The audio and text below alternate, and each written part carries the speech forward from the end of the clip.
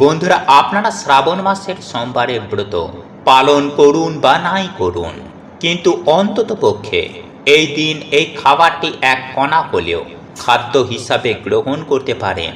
তাহলে হু হু করে অর্থ আসবে আপনার জীবনে। বন্ধুরা, এটি আমি বলছি না, শিব পুরাণে স্বয়ং দেবাদিদেব মহাদেব বলছেন। যদি কোনো ভক্ত শ্রাবণ মাসের সোমবার সাহসের সাথে এই খাবারটি একবার খেয়ে নিতে পারবে, সেই ব্যক্তি সারা জীবন সুস্থ ও নিরোগ থাকবে।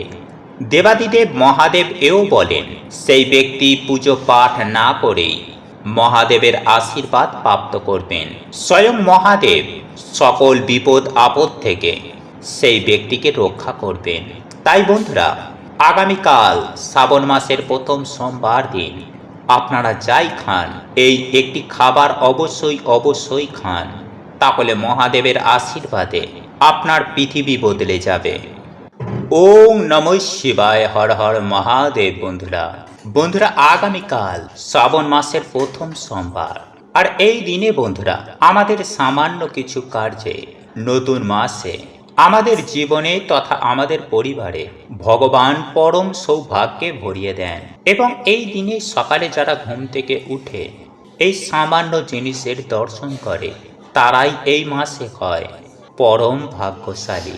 এই মাসে তাদের জীবনে অর্থ, সুখ, শান্তি, সৌভাগ্যে ভরে ওঠে। এবং এই দিনে যারা একটু হলেও এই সামান্য খাবারটি খায়, তারা সারা বছর সুস্থ থাকে, তাদের আর্থিক ভাগ্য ফেরে এবং এই মাস তাদের দারুণ কাটে। তাই একটু ধৈর্য সহকারে বন্ধুরা আপনারা ভিডিওটি অবশ্যই পুরো দেখুন, তাহলে আপনারা নতুন কিছু জানতে পারবেন, নতুন কিছু শিখতে পারবেন। বন্ধুরা, আগামীকাল পবিত্র শ্রাবণ মাসের প্রথম সোমবার, এই দিনে বন্ধুরা সামান্য কিছু কার্যে এই মাস আমাদের জন্য সৌভাগ্যের দরজা খুলে দেয়। তাই এই দিনে বন্ধুরা আপনারা সামান্য হলেও কিন্তু এই খাবারটি অবশ্যই গ্রহণ করুন। এতে সারা মাস বন্ধুরা আপনারা সুস্থ ও নিরোগ থাকবেন এবং আপনাদের পরিবারেও সুখ, শান্তি, সমৃদ্ধি বজায় থাকবে। এই মাসে আপনাদের বাড়ির দরজার সামনে সৌভাগ্য এসে দাঁড়াবে, ফলে সর্ব কাজেই আপনারা সফলতা প্রাপ্তি করবেন। কারণ এই মাসেই ভগবান শিব সমুদ্র মন্থনে উঠে আসা বিষ নিজের কণ্ঠে ধারণ করেছিলেন। তাই এই দিনে বন্ধুরা সামান্য কিছু কার্য এই মাসে আমাদের ওপরে প্রচণ্ড রূপে প্রভাব ফেলে। তাই এই মাসকে সুন্দর করতে এই দিনে কিন্তু আপনারা এই খাবারগুলোকে একদম ভুলেও খাবেন না এবং এই কার্যগুলো কিন্তু আপনারা ভুলেও করবেন না। নইলে এই মাসে কিন্তু বন্ধুরা আপনাদের ওপর ঈশ্বরের কৃপা হবে না, ফলে নানান রকম সমস্যার মধ্যে কিন্তু আপনারা এই মাসে পড়তে পারেন। তাই শ্রাবণ মাসের সোমবার দিন বন্ধুরা আপনারা কোন খাবারটিকে অবশ্যই গ্রহণ করবেন এবং কোন খাবারগুলি আপনারা এই দিনে খাবেন না, কোন কার্যগুলো এই দিনে করলে সৌভাগ্যের উদয় হয় এবং কোন কার্যগুলো এই দিনে করলে জীবনে চরম ভয়ঙ্কর দুর্ভাগ্য ডেকে আনে, এই সব কিছুই বন্ধুরা আমরা আজকের এই ভিডিওতে জানব। তাই ভিডিওটি কিন্তু বন্ধুরা আপনারা অবশ্যই পুরো দেখুন এবং ভিডিওটিতে বন্ধুরা আপনারা একটি লাইক করে কমেন্টে হর হর মহাদেব ও জয় শ্রীকৃষ্ণ রাধে রাধে অবশ্যই লিখুন। এবং আপনারা যদি এখনো পর্যন্ত আমাদের চ্যানেলে নতুন হয়ে থাকেন, তাহলে চ্যানেলটি সাবস্ক্রাইব করে পাশে থাকা নোটিফিকেশন বেল আইকনটি অন করে রাখবেন। তাহলে নতুন কিছু জানতে পারবেন, নতুন কিছু শিখতে পারবেন। বন্ধুরা, এই দিন ঠাকুরকে কোনো রকমের ভোগ না দিয়ে কিন্তু কোনো রকমের খাবার খাবেন না। তাই এই দিনে আপনারা সকাল সকাল স্নান করে ভগবানের পুজো অর্চনা করার পর ভগবানকে ভোগ দেওয়ার পরেই আপনারা প্রসাদ রূপে বাড়ির সকলে মিলে তা গ্রহণ করে তবেই দিনটি শুরু করুন। আর আপনারা যদি আজকের দিনে বাবার ব্রত রাখেন, তাহলে এই দিন বাবার মাথায় জল ঢালা না পর্যন্ত আপনারা কিছু খাবেন না। দ্বিতীয়ত বন্ধুরা, এই দিনে আপনারা সকালে ঘুম থেকে উঠে স্নান করে আসার পর সূর্য নারায়ণ দেবকে কিন্তু জল অবশ্যই অর্পণ করুন। নাম্বার 3, এই দিনে আপনারা কোনো রকমের বাড়ির মধ্যে আমিষ রান্না করবেন না এবং এই দিনে আপনারা যদি খাবারে কালো তিল মিশিয়ে খেতে পারেন তাহলে সেটা খুবই ভালো। নাম্বার 4, বন্ধুরা এই দিনে আপনারা কারোর সাথে কোনো রকমের ঝগড়া ঝামেলা অশান্তি করবেন না, কারণ মনে এই দিনে আপনারা কোনো রকমের দুঃখ দেবেন না। নাম্বার 5, বন্ধুরা এই দিনে যদি আপনাদের বাড়িতে কোনো গরিব দুঃখী অসহায় কোনো ব্যক্তি আসে বা কোনো ভিখারি আসে তাহলে ভুলেও বন্ধুরা তাদেরকে কিন্তু বাড়ি থেকে খালি হাতে ফেরাবেন না, কারণ বন্ধুরা মনে করা হয় যে এই দিনে কিছু দান করলে মানুষের বহু গুণ দুর্ভাগ্যের পাপের নাশ হয়ে যায়। তাই অবশ্যই বন্ধুরা আপনারা কিন্তু আপনাদের সাধ্য ও সামর্থ্য অনুযায়ী এই দিন কাউকে দান করুন। নাম্বার 6, বন্ধুরা এই দিনে আপনারা যতটা পারবেন পরিষ্কার পরিচ্ছন্ন থাকার চেষ্টা করুন। নোংরা জামা কাপড় এই দিনে কিন্তু ভুলেও পরবেন না। এই দিনে আপনারা কান্নাকাটি করবেন না, বাড়িতে অযথায় শোক পালন করবেন না। সকলের সাথে এই দিন ভালো ব্যবহার করুন এবং উৎসব রূপে এই দিনকে আপনারা পালন করুন। নাম্বার 7, বন্ধুরা এই দিনে বিশেষ করে মহিলারা আপনারা ভুলেও মাথায় সাবান শ্যাম্পু দেবেন না।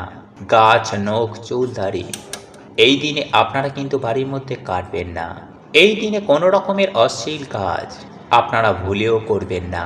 যতটা পারবেন এই দিনে আপনারা ভগবান শিবের নাম জপ করুন, পুণ্য অর্জনের কাজ করুন।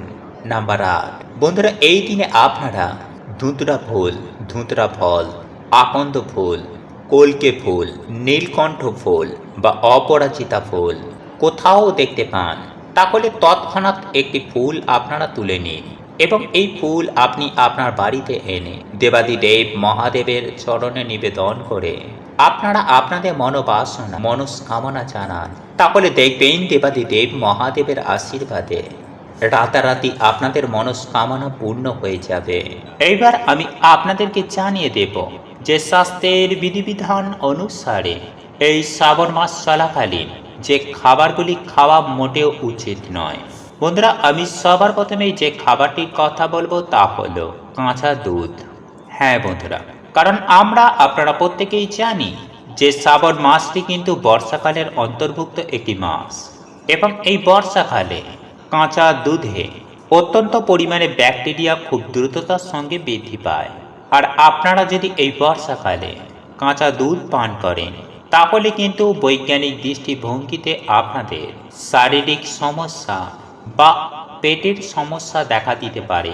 আবার অন্যদিকে আমাদের হিন্দু শাস্ত্র বলছে প্রচুর পরিমাণে ব্যাকটেরিয়া দুধের মধ্যেই তৈরি হয় বলে সেহেতু দেবাদিদেব মহাদেবের মাথায় এই কাঁচা দুধ নিবেদন করা হয়। বন্ধুরা এই দুধ দেবাদিদেব মহাদেবের অত্যন্ত প্রিয় হলেও মানুষের শরীরের জন্য কাঁচা দুধ সেবন করা একদমই ভালো নয় এই শ্রাবণ মাসে। বন্ধুরা বহু প্রাচীন কাল থেকেই এই শ্রাবণ মাসে কাঁচা দুধ কিন্তু দেবাদিদেব মহাদেবের মাথায় নিবেদন করা হয় এবং এই দুধ দিয়ে ওনার অভিষেক করা হয়। সুতরাং আপনারা কোনো পরিস্থিতিতে এই কাঁচা দুধ কিন্তু শ্রাবণ মাসে গ্রহণ করবেন না, এতে ভালো আপনাদেরই হবে। বন্ধুরা এরপর তৃতীয় যে খাবারটি আপনাদেরকে জানিয়ে দেব বা শ্রাবণ মাসে খেতে বারণ করব সেটি হলো বেগুন বা কোনোরূপ শাক জাতীয় খাবার। আগে হ্যাঁ বন্ধুরা, আপনারা কিন্তু এই শ্রাবণ মাস চলাকালীন ভুল করেও লাল শাক বা বেগুন মুখে তুলবেন না। বন্ধুরা বৈজ্ঞানিক দৃষ্টিভঙ্গিতে যেহেতু বিপুল পরিমাণে ছত্রাক বা ব্যাকটেরিয়ার জন্ম হয় এই শাক সবজির ওপর এবং এই বেগুনের মধ্যে, বিশেষ করে শ্রাবণ মাসে এই বর্ষার মাসে এই জিনিসগুলো কিন্তু মোটেও শরীরের জন্য খুব একটা উপযুক্ত নয়। বন্ধুরা এই খাবারগুলি শ্রাবণ মাসে গ্রহণ করলে আপনাদের শারীরিক দিক থেকে চরম ভয়ঙ্কর সমস্যায় পড়তে হবে, যার ফলে আপনাদের কর্মক্ষেত্রে ক্ষতি হবে।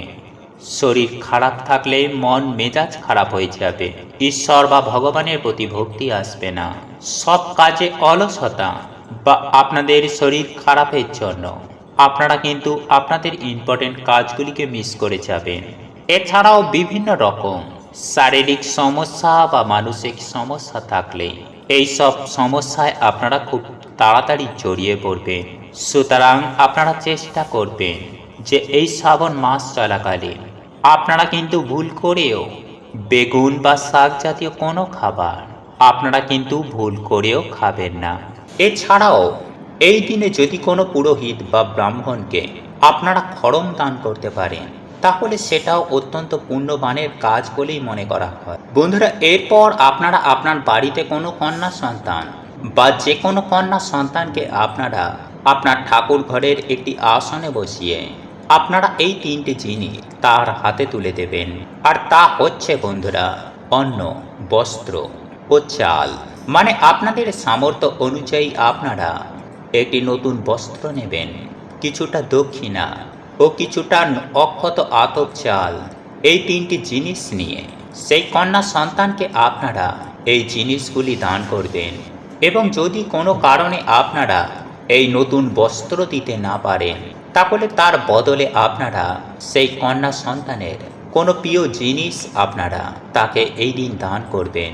তবে বন্ধুরা, এই দান করার সময় আপনারা অবশ্যই বলবেন, হে দেবাদিদেব মহাদেব, তুমি দেবতাদেরও দেব, তুমি আমারও দেব, তুমি সকল দানীকে আশীর্বাদ করো। আজ আমিও মাতা দুর্গা রূপী কুমারী শিশুকন্যাকে অক্ষত চাল অর্থাৎ অন্ন, বস্ত্র ও অর্থ দান করছি।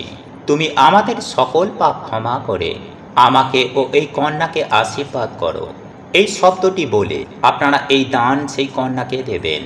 বন্ধুরা, মানা হয় যে এই দান সবথেকে বড় দানের মধ্যে অন্যতম। মানা হয় যে এই দিনে অন্ন, বস্ত্র, অর্থ যদি কোনো কন্যা সন্তানকে দান করা যায় তাহলে জীবনে কখনো এই তিনটে জিনিসের আর অভাব থাকে না।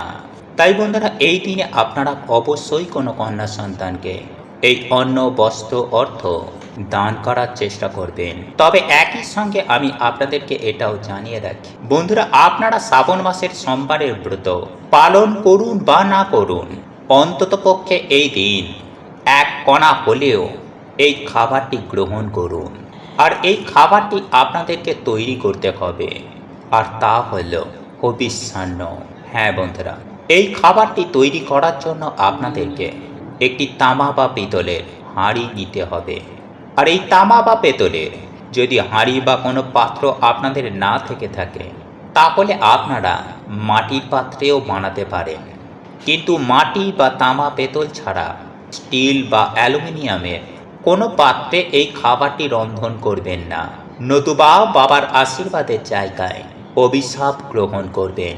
বন্ধুরা, এই খাবারটি রন্ধন করার জন্য আপনাদেরকে নিতে হবে আতপ চাল, আলু, কাঁচকলা, মুগ ডাল। হ্যাঁ বন্ধুরা, এই চারটি জিনিস আপনাদেরকে সংগ্রহ করতে হবে।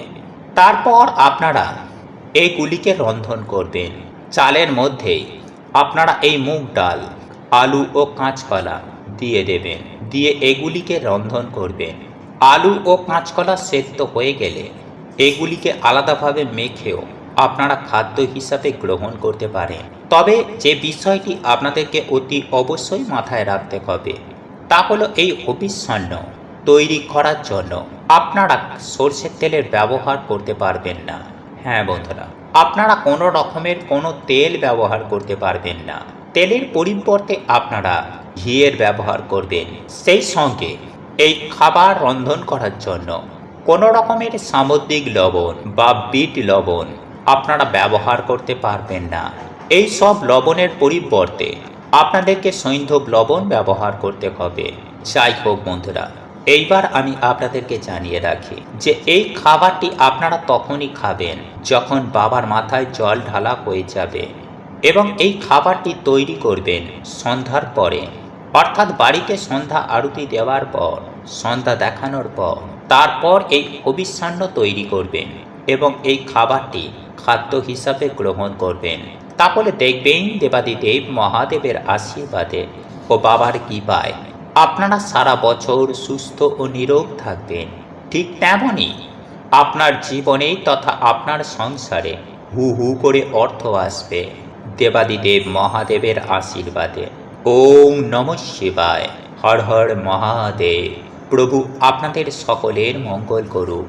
আপনারা সকলেই সুস্থ থাকবেন, ভালো থাকবেন। নমস্কার, ধন্যবাদ।